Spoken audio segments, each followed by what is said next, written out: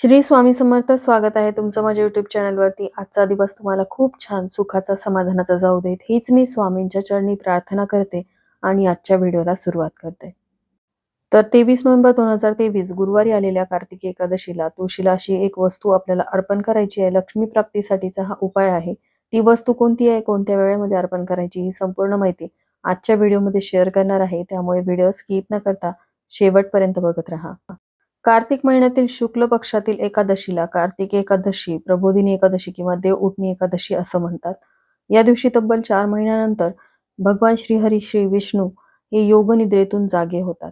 आषाढी एकादशीपासून सुरू झालेला चातुर्मास हा कार्तिक एकादशीला संपतो, म्हणजेच कार्तिकी एकादशीला चातुर्मासाची सांगता असते. इतकं अनन्यसाधारण महत्व असलेली या एकादशीला आपल्याला तुळशीला एक वस्तू अर्पण करायची, कारण तुळस जी आहे ती भगवान श्री हरी श्री विष्णूंना अतिशय प्रिय आहे. म्हणूनच तिला हरिप्रिया असं देखील म्हणतात. म्हणूनच लक्ष्मी प्राप्तीसाठी आपल्याला तुळशीजवळ हा उपाय करायचा आहे. आपल्या प्रत्येकाच्या अंगणामध्ये एक तुळस असते. तुळस आपल्या घरामध्ये नकारात्मकतेला प्रवेश करू देत नाही. संपूर्ण नकारात्मकता ती स्वतःमध्ये शोषून घेते. म्हणूनच वास्तुशास्त्रामध्ये तुळशीला अनन्यसाधारण असं महत्व आहे. प्रत्येकाच्या घराच्या अंगणामध्ये तुळस ही असायला हवी. आता फ्लॅट सिस्टीममुळे तुमच्या घरासमोर अंगण नसतं आणि तुळस ठेवायला तेवढी पुरेशी जागा देखील नसते. तुमची तुळस जर फ्लॅट सिस्टीममध्ये असलेल्या बाल्कनीमध्ये ठेवलेली असेल तरी देखील तुम्ही तिथे हा उपाय करू शकता. 23 नोव्हेंबर 2023 रोजी आलेली ही कार्तिकी एकादशी गुरुवारी आलेली आहे. त्यामुळे तिला विशेष महत्त्व प्राप्त झालेले आहे. गुरुवारचा दिवस श्रीहरी श्री विष्णूंना समर्पित असतोच, पण एकादशी ही तिथी देखील श्रीहरी विष्णूंना समर्पित असते. त्यामुळे हा शुभ संयोग जुळून आलेला आहे. त्यामुळे हा जर उपाय तुम्ही केला तर लक्ष्मी प्राप्तीसाठी अतिशय प्रभावी आणि त्वरित फलदायी असा उपाय आहे. लक्ष्मी प्राप्तीसाठी म्हणजेच आपल्या घरामध्ये असलेली आर्थिक आवक वाढावी यासाठी हा उपाय करायचा आहे. बऱ्याचदा आपण खूप कष्ट करतो, मेहनत करतो आणि त्याचा मोबदला म्हणून आपल्या घरामध्ये पैसा म्हणजेच लक्ष्मी येत असते. पण ही लक्ष्मी फार काळ आपल्या घरामध्ये टिकत नाही. म्हणजे महिना अखेरीस आपल्या घरामध्ये पैशाची चणचण किंवा टंचाई असते.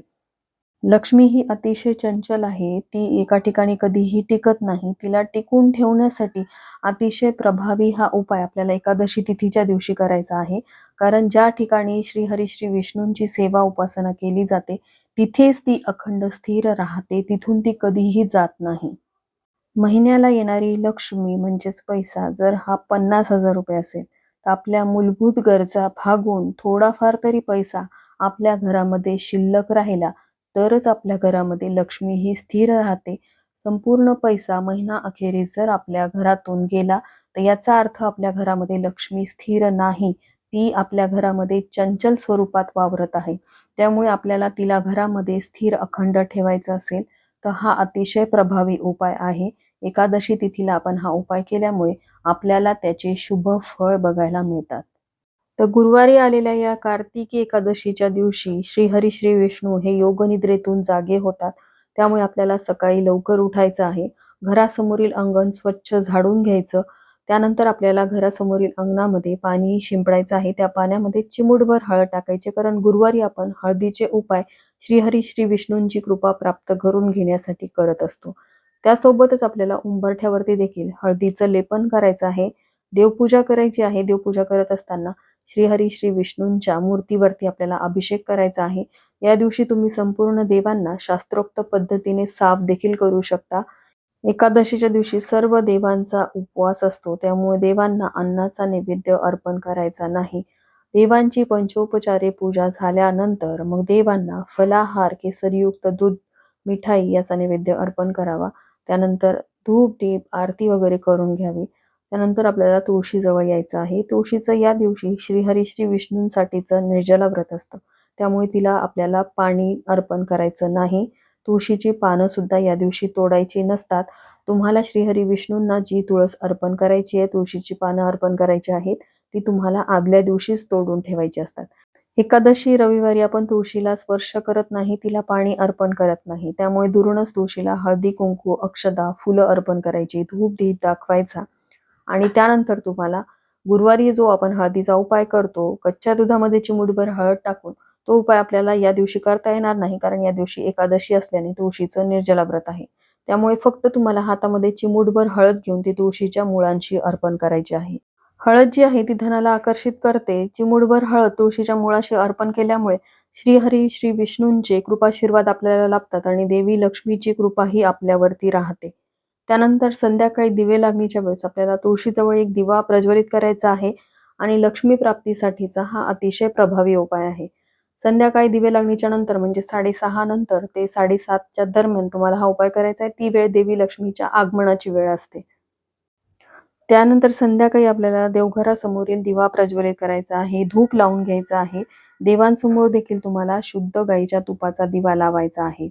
त्यानंतर तुम्ही विष्णू सहस्त्रनामाचं श्रवण करू शकता. मोबाईलवरती विष्णू सहस्त्रनाम लावून दिलं तरी ती देखील सेवा अतिशय प्रभावी आहे. आपल्या कानावरती ते जे मंत्रोच्चार पडत असतात त्यामुळे आपल्या घरामध्ये असलेली नकारात्मकता, वास्तुदोष नाहीसे होतात आणि आपल्या घरामध्ये लक्ष्मी आकर्षित व्हायला लागते. आणि आता तुळशीसमोर जो आपल्याला दिवा प्रज्वलित करायचा आहे, त्यासाठी तुम्ही एखादी मातीची पंती घेऊ शकता किंवा तुम्ही एखादा दिवा घेऊ शकता. त्या दिव्यामध्ये शुद्ध गाईचं तूप घालायचं आहे.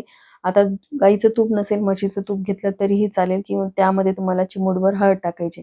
आता तूप तुमच्या घरामध्ये नसेलच तर तुम्ही ते विकत आणा आणि अगदीच तुम्हाला शक्य नसेल तर देवघरामध्ये तुम्ही जे तेल वापरता ते तेल वापरा आणि त्यामध्ये तुम्ही चिमूटभर हळद टाका, हरकत नाही. आता त्या दिव्यामध्ये तुम्हाला 2 जोड वाती घ्यायच्या आहेत. त्या 2 जोड वातीची एक वात करायची. ती वात तुम्हाला शुद्ध गाईच्या तुपामध्ये लावायची आहे. तो दिवा तिथंच देवघरासमोर प्रज्वलित करायचा आहे. त्यानंतर तुम्हाला एका ताटामध्ये हा दिवा, धूप आणि हळदी-कुंकू, फुलं वगैरे घेऊन तुळशीसमोर यायचं आहे. संध्याकाळी तसंही आपण तुळशीला स्पर्श करत नाही आणि एकादशी असल्यामुळे आपल्याला तुळशीला स्पर्श करायचा नाही, पण तुळशीसमोर आपल्याला हा उपाय करायचा आहे. तर आधी आपल्याला तुळशीसमोर बसून तांदळाने स्वस्तिक काढायचं आहे. त्या स्वस्तिकावर हळदी-कुंकू वगैरे वाहून घ्यायचं आणि त्या स्वस्तिकावर आपल्याला हा दिवा ठेवायचा आहे. हा दिवा ठेवल्यानंतर दिव्याला हळदी-कुंकू, अक्षदा, फूल वगैरे अर्पण करून द्यायचं आणि त्यानंतर धूप वगैरे दाखवून घ्यायचं. तिथे बसून आपल्याला ओम नमो भगवते वासुदेवाय या मंत्राचा जप करायचा आहे. तुळशीला 11 प्रदक्षिणा घालायच्या. तुळशीसमोर तेवढी पुरेशी जागा नसेल तर तुम्ही स्वतःभोवतीच 11 प्रदक्षिणा घालू शकता. असंही तुम्ही करू शकता. तांदळाने काढलेले हे स्वस्तिक शुभचिन्ह श्रीहरी श्री विष्णूंचे प्रतीक आहे. त्यावरती ठेवलेला शुद्ध गाईच्या तुपाचा दिवा आपल्या घराकडे देवी लक्ष्मीला आकर्षित करत असतो आणि विष्णू सहस्त्रनामाचं पठण किंवा श्रवण केल्याने देवी लक्ष्मी आपल्या घरामध्ये अखंड स्थिर राहण्यासाठी मदत होते. कारण तिला तिच्यापेक्षाही अधिक प्रिय ही श्रीहरी श्री विष्णूंची सेवा आहे. त्यामुळे तिला आपल्या घरामध्ये अखंड निवास करण्यासाठी हा उपाय आपल्याला एकादशीच्या दिवशी करायचा आहे. लक्ष्मी प्राप्तीसाठी विशेष शुभतिथींवरती केलेले उपाय अतिशय प्रभावी आणि त्वरित फलदायी ठरतात. त्यामुळे तुमच्या ज्या काही आर्थिक अडचणी असतील त्या दूर होण्यासाठी हा उपाय तुम्ही एकादशीच्या दिवशी दिवे लागणीच्या वेळेस आवर्जून करावा. यामुळे तुमच्या घरामध्ये निश्चितपणे फरक जाणवेल. हा उपाय तुम्ही प्रत्येक एकादशी तिथीला देखील करू शकता. पण आता प्रत्येकालाच प्रत्येक एकादशीच्या दिवशी करणं शक्य नाही. कार्तिकी एकादशी ही मोठी एकादशी आहे. त्यामुळे या दिवशी जरी तुम्ही हा उपाय केला तरी तुमच्या घरामध्ये निश्चितपणे तुम्हाला फरक जाणवेल. आता एकादशी तिथीच्या दिवशी जर तुमची काही अडचण असेल, जसं की मासिक धर्म असेल, सुतक असेल, तर तुम्हाला हा उपाय करता येणार नाही. त्यासाठी तुम्हाला मग पुढच्या एकादशी तिथीपर्यंत थांबावं लागेल. त्यावेळेस सुद्धा तुम्ही हा उपाय करू शकता. कारण प्रत्येक एकादशी तिथीला श्रीहरी श्री विष्णूंची सेवा उपासना केली जाते. तर चला झालेली सेवा स्वामींच्या चरणी अर्पण करते. इथेच व्हिडिओचा एंड करते. व्हिडिओ आवडला असेल, हेल्पफुल वाटला असेल तर लाईक, शेअर, सबस्क्राईब करायला विसरू नका. भेटूयात अशाच एका नवीन व्हिडिओसोबत. तोपर्यंत सर्वांना श्री स्वामी